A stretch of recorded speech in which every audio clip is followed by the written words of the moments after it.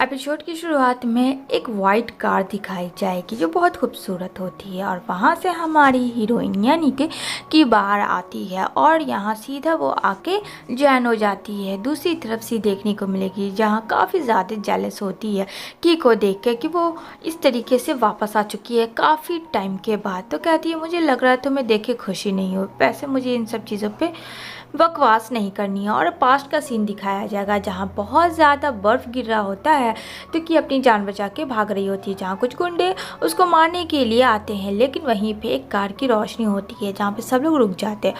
वहाँ से निकलता है हमारा हीरो और हमारा हीरो जैसे ही निकलता है एकदम रॉक एंड स्टार में और कहता है कि तुम को मैं छोड़ूंगा नहीं। उन लोगों को मारता है, अपनी हीरोइन को लेके वहाँ से भागता है। तभी यहाँ पे कहता है कि आखिर ये गुंडे तुम्हें मार क्यों रहे हैं। यहाँ पे कहती है इन सब चीज़ों का फ़िलहाल टाइम नहीं है और काफ़ी नर्वस होती है। तो कहते हैं एक सेकंड रुको, वो अपना चॉकलेट बोलता है लो ये खा लो, एक ही बचा था शेयर कर लेता हूँ तुमसे।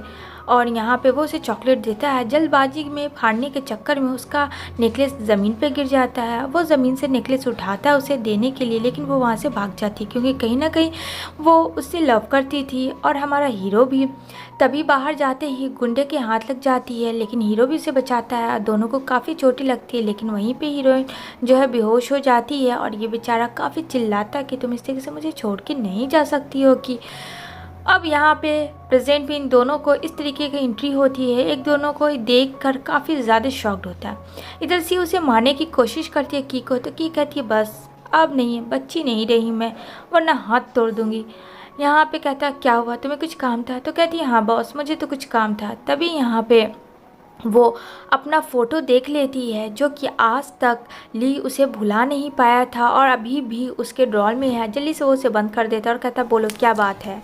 लेकिन यहाँ पे की जो है उसे इन चीज़ों से छुपा के रखती है कि वो वही लड़की है, क्योंकि बार बार उसे फील होता है ली को। लेकिन वो हाइड करती है और कहती है कि मैं वो लड़की नहीं हूँ, अपना नाम पता सब कुछ चेंज करके आई होती है। यहाँ पे सी की काफ़ी जलती है जब की क्लोज जाती है। वो उसका एक फ्रेंड होता है, ये फ्रेंड उसका बहुत ही वफादार होता है। वो लॉकेट हमेशा अपने गले से लगाई हुई होती है और ली को भी शक उसके लॉकेट से ही था, ऐसा वो अपने फ्रेंड को बताती है। पास्ट में दिखाया जाएगा कि उसका फ्रेंड ने ही उसे बचाया था और यहाँ पे उसका लेफ़्ट साइड का जो गाल ख़राब हो गया था कट की वजह से, उसका सर्जरी हुआ था। और जब देखती है कि उसे मरा हुआ घोषित कर दिया गया है, उसका फ्यूनरल हो रहा है, तो वो काफ़ी ज़्यादा सैड होती है। वो बाहर जाने की कोशिश करती है लेकिन उसे मना कर देता है उसका फ्रेंड। उसे लगता है कि वहाँ जाना सही नहीं होगा। तभी ली को लगता है कि वहाँ पे उसकी हीरोइन है, लेकिन वो नहीं होती है, ऐसा वो सोच रही थी। उस चीज़ को वो नज़रअंदाज करती है और कहती है मुझे अब जाना होगा। यहाँ पे वो आती है ली के पास और ली को बोलती है तो हम लोग काम की बात करें। तो कहता है अच्छा एक बात बताओ, क्या तुम्हें अभी भी दर्द होता है। की कहती है आप किसके बारे में बात कर रहे हैं मिस्टर ली, मुझे नहीं पता है। ये लॉकेट मेरे गले में बचपन से है, ये भी नहीं जानती कि ये लॉकेट किसने दिया।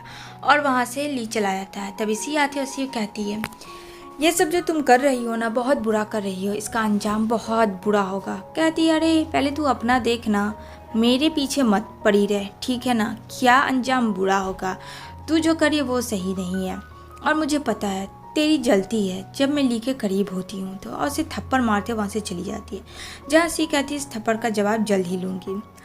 तभी यहाँ पे ये दोनों वॉक कर रहे होते हैं। तो यहाँ पे कहता है तुम कब से चाइना में रह रही हो। तो कहती है अब इन सब चीज़ों का कोई मतलब नहीं है, मैं तो बस अभी शिफ्ट हुई हूँ। तभी देखती है कि एक माँ अपने बेटे को कैसे कोट का गला लगा रही है। तो यहाँ पे काफ़ी ज़्यादा वो सैड हो जाता है कि काश उसका भी एक बेबी होता है। वहाँ पे वो बहुत ज़्यादा हर्ट करता है केक और कहता बोलो तुम ही हो ना कि असली की तुम ही हो, देखो ये लॉकेट पे देखो, ये लॉकेट से साफ पता चलता है। जहाँ कहती है आप शायद उस लड़की के प्यार में पूरे पागल हो चुके हैं मिस्टर ली, इस वजह से आपको वो हर लड़की आपको अपनी प्यार की तरह लग रही है, बट ऐसा कुछ नहीं है। आप उसको जो आप इतना प्यार करते प्लीज़ अपने दिमाग से निकाल दे, ये सही नहीं होगा। लेकिन ली ने भी सोच लिया था कि वो तो ज़रूर पता करेगा। तभी ली नेक्स्ट मीटिंग में कहता है कि तुमने ये लॉकेट कहाँ से लिया। कहती है मुझे आइडिया नहीं है, मुझे पता भी नहीं है। कहता है अच्छा ठीक है, जितना झूठ तुम्हें बोलना है बोल लो, मैं भी देखता हूँ कब तक तुम मुझे से हर चीज़ छुपाओगी। यहाँ पे की चुप होती है। उसे लगता है कौन इसे बहस करेगा और कहता है छोड़ो मुझे मुझे जाने दो। यहाँ पे वो उसे फोर्सफुली बोलता है कि चलो, तो कहती रुको मैं तुम्हें बताती हूँ अपनी सच्चाई। वो उसको अपने घर लेके आती है और यहाँ पे कहता है ये क्या कर रही हो तुम। कहती है रुको ना, मैं बताती हूँ कि मैं किस टाइप की लड़की हूँ। वो उसको बिट पुश कर देती है और वो उसके ऊपर आती है और कहती है तुम्हें पता है कि मैं क्या करती हूँ, पर तुम्हें शायद पता नहीं होगा, लेकिन देखो अब मैं जो करूँगी उसे अच्छे से अपने दिमाग में हिट कर लेना।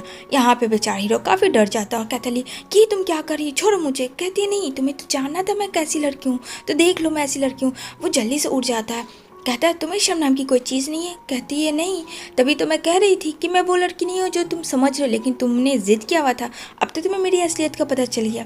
इतना करके हीरो वहाँ से चला जाता है। जब ये नेक्स्ट डे ऑफिस आती है तो यहाँ पे क्या करती है सी, रिकॉर्डिंग ऑन कर लेती है फ़ोन का और उससे बात करती है, जहाँ कहती है कि तुम अपने मकसद में कामयाब नहीं होगे क्योंकि मैं होने नहीं दूंगी। मैं इस कंपनी में आई हूँ बस अपने फ़ायदे के लिए। वो सब रिकॉर्ड हो रहा होता है, जहाँ पे कहती है और तब तो ली को ये बात बताना बहुत ज़रूरी है।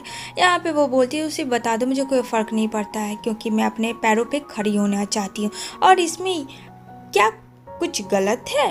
तभी कहती है ये देखो मैंने तो रिकॉर्डिंग ऑन कर ली, अब ये मैं सुना दूंगी, जो कि वो ली को सुनाती है। और ली कहता है तुम इस मकसद से आई भी हो कंपनी में ताकि मेरे पैसे को और बर्बाद कर सको। तो कहती है तुम्हें जो सोचना है सोचो, वैसे भी मैंने 50% शेयर दिया हुआ है, तो मुझे नहीं लगता है कि मुझे तुमसे एडवाइस लेने की ज़रूरत है, मैं खुद अपना गोल अचीव कर सकती हूँ, तो इन सब चीज़ों से दूर रहो। यहाँ पे मीटिंग हो रही होती है जहाँ पे सबको बुलाया जाता है, सारे लोग इकट्ठा होते हैं और बॉस आते हैं, जहाँ पे बॉस अपने सेल के थ्रू बात करते हैं कि कैसे अपने सेल को बढ़ाना है और कैसे ज़्यादा से ज़्यादा अचीव करना है पैसा। तो कहती है ठीक है मैं समझ गई और मैं इसमें अपना शेयर दूंगी। यहाँ पे वो अपने फ्रेंड से बात करती है, जहाँ पे वो बताती है कि पता है कल तो एकदम शक ही हो गया तली को, लेकिन जैसे तैसे करके मैंने छोड़ा। तभी यहाँ पे बचपन का दोस्त यानी कि की का लू आता है। लू बोलता अरे तुम तो की हो, काफ़ी टाइम हो गया तुमसे नहीं मिली। यहाँ पे आ जाता है ली लू को देखता काफ़ी गुस्सा करता है कि तुम एक अनजान आदमी के साथ क्या कर रही हो। की कहती है मेरा फ्रेंड है और तुम होते कौन हो हम दोनों के बीच में इंटरफेयर करने वाले। जहाँ पे और ज़्यादा से गुस्सा आता और कहता अच्छा मैं कौन होता हूँ, क्या तुम्हें पता नहीं है, मैं तुम्हें कब से ढूंढ रहा था, वो भी ऑफिस के सिलसिले में, ये सब चीज़ का मेरे पास टाइम नहीं है। तो कहती है कि तुम जाओ मैं आ जाऊँगी। जहाँ बोलता है लू देखो मिस्टर तुम जो कोई भी हो तुम इस तरीके से बात नहीं कर सकते हो की से, ठीक है। यहाँ पे हंसता अच्छा की आज इतनी तुम्हारे लिए प्यारी हो गई। यहाँ पे बेचारी की चुप होती है और लू को मना कर देती है कि इसके मुंह मत लगो, तुम जाओ मैं तुमसे मिलती हूँ। यहाँ पे वो ज़बरदस्ती उसे घसीट कर लाता है और यहाँ पे कहता है ये सब क्या चल रहा है, क्या तुम मुझे बताओगे। मुझे पता है कि तुम की ही हो, तुम जितना भी मुझसे बेवकूफ़ बनाओ लेकिन मैं बनने वाले में से है नहीं। यहाँ पे कहती है कि तुमको बुखार चढ़ गया उस लड़की का, ऐसा लग रहा मुझे। तभी वहाँ पे आ जाता है लू और लू कहता खबरदार अगर की से इस तरीके से मिसबिहेव बात किया, दोबारा उसको हाथ पकड़ के घसीट के लाया तो मुझसे बुरा कोई नहीं होगा, जितना हो तुम उससे दूर रहो। इतना करके वो उसको वहाँ से लेके चला जाता है। वैसे फ्रेंड चाइना कोरिया किससे जाने का मन है कमेंट करना ज़रूर, मुझे तो बहुत दिल करता कि मैं जाऊँ वहाँ।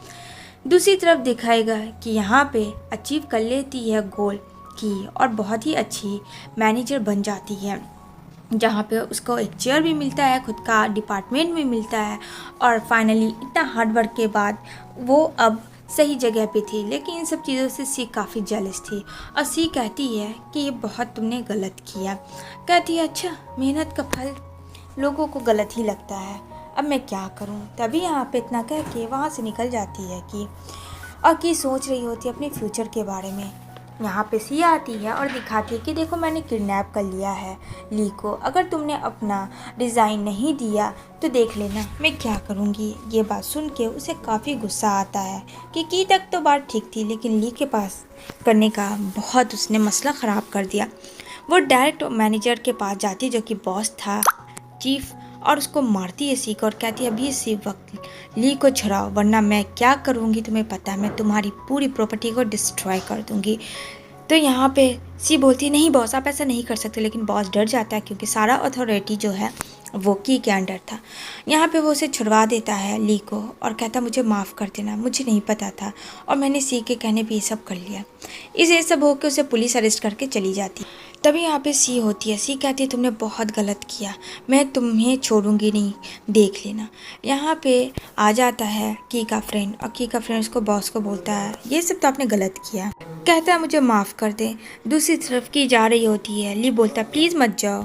यहाँ पे बोलती नहीं मुझे जाना होगा। जहाँ ली बोलता है मुझे पता है तुम कौन हो, अगर तुम्हें एक ज़िद है, अगर तुम्हें अपनी हकीकत नहीं बतानी है तो कोई बात नहीं, मुझे कोई फ़र्क नहीं पड़ता, तुम जो भी हो जैसी भी हो मेरी हो, प्लीज़ प्लीज़ इस बार पिछली बार की तरह मुझे छोड़ के मत जाओ बिकॉज आई लव यू। ये बात सुन के कि एकदम शॉक्ड हो जाती है और कि उसके साथ जाती है उसके घर जहाँ स्टार से पूरा डेकोर किया हुआ होता है और ये सब देख के एकदम की आंखों में आंसू हो जाता है और कहती नहीं मैं ये सब डिज़र्व नहीं करती हूँ। ली कहता है ये मत बोलो तुम मेरी हो और एट ए टाइम उसे प्रपोज कर देता है। ये चीज़ देखते ही एकदम से और ज़्यादा शॉक्ड हो जाती है और अब अपने आप के बारे में हकीकत बता देती है और कहती है मैंने हाँ झूठ बोला ताकि मैं नहीं चाहती थी कि मेरे वजह से तुम्हें भी तकलीफ़ हो इस वजह से और मेरे वजह से तुम्हें कोई मारे। और यहाँ पे वो उसे हक करता है। इसी के साथ इस मूवी की हैप्पी एंडिंग होती है। अगर मेरी वीडियो अच्छी लगी हो तो please friend do like share subscribe मत भूलना। ऐसी लेटेस्ट मूवी जानने के लिए बेल आइकन बटन दिखता होगा जल्दी से क्लिक कर दो जिससे कि नोटिफिकेशन मिलते